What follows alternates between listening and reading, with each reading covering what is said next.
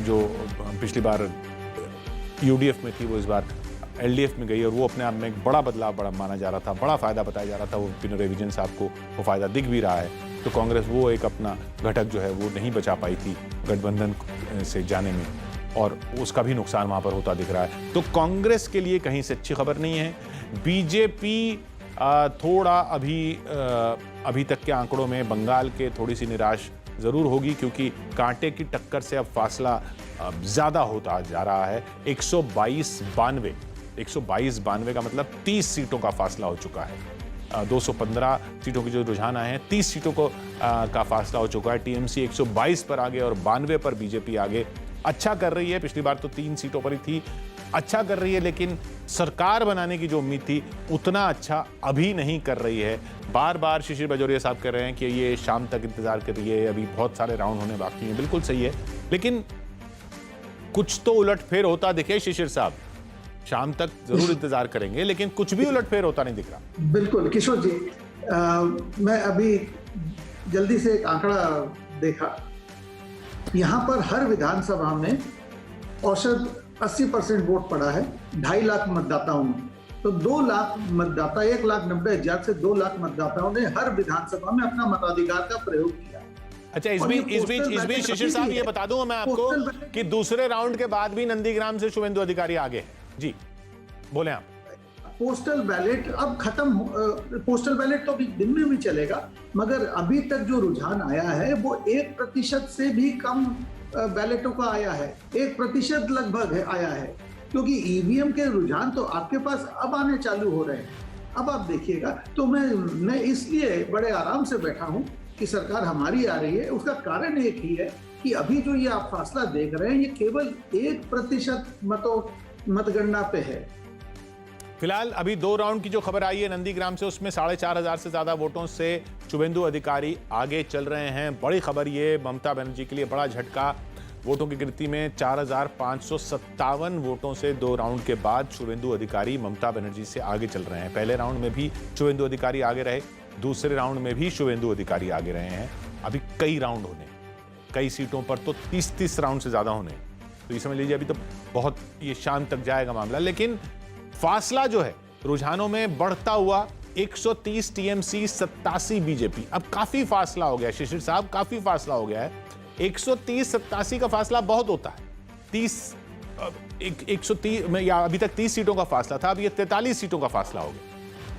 मैं मानता हूं किशोर जी, ये फासला, यदि यही फासला कम से कम 4-5 राउंड मतगणना हो जाए ईवीएम का और उस पर दिखे तो बात अलग है।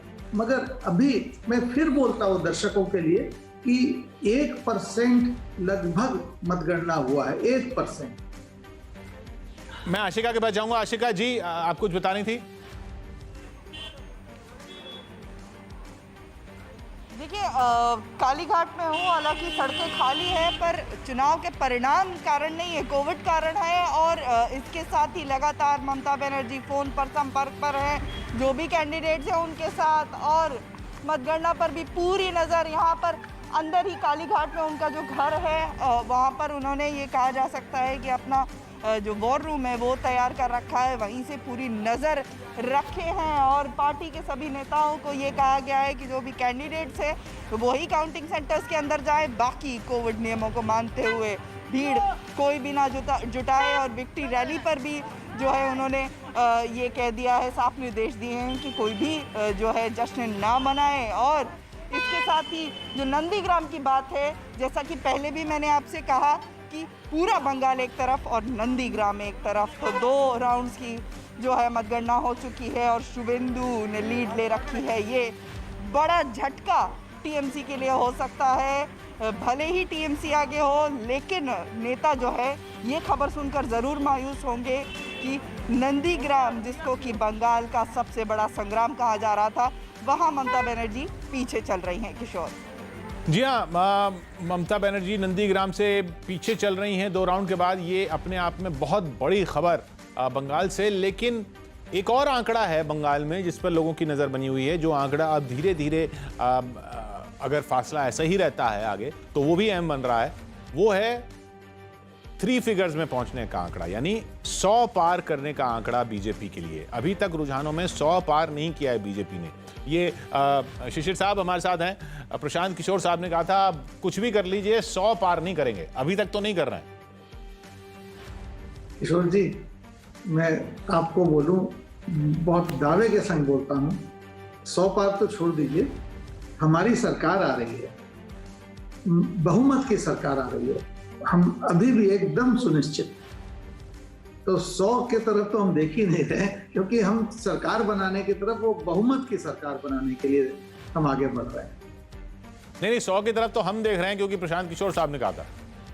प्रशांत किशोर साहब वो अपना फैसला करें कि वो ट्विटर का जगह छोड़ेंगे या पता नहीं। देखिए, मैं तो कभी उनसे मिला भी नहीं हूँ, केवल नाम सुना हूँ, बट हमें ये नहीं समझ में आता कि तृणमूल बीजेपी के प्रतिद्वंदी है या प्रशांत किशोर जी हैं, ममता बनर्जी है या प्रशांत किशोर जी हैं, आईपैक है या तृणमूल कांग्रेस है।